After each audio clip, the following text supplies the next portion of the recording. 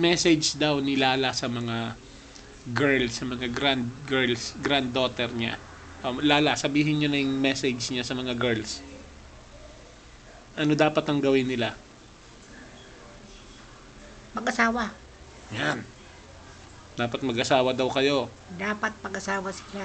Magaganda kayo. Dapat mag-asawa at walang kwenta yung mayaman na babaeng solo. Dapat meron silang Oo, dapat meron asawa. Walang kwenta ang babaeng solo na mayaman. Sino gugusto sa inyo? Sino? Yung pera ninyo? Yung pera ninyo gugusto hindi sa sila inyo? lagalit. Naku. Walang kwenta ang walang asawa. Maski na matanda, maski na pakasalan ninyo. Yon ang mabuti. Yon ang mabuti. Let them depend on you. Oo.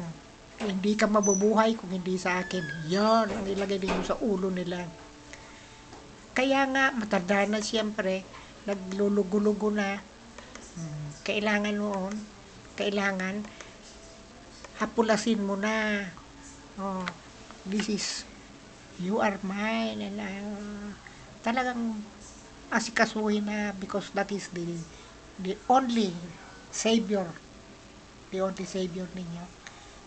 Matanda ka, mayaman ka, o ano magagawa sa iyo ng pera ninyo?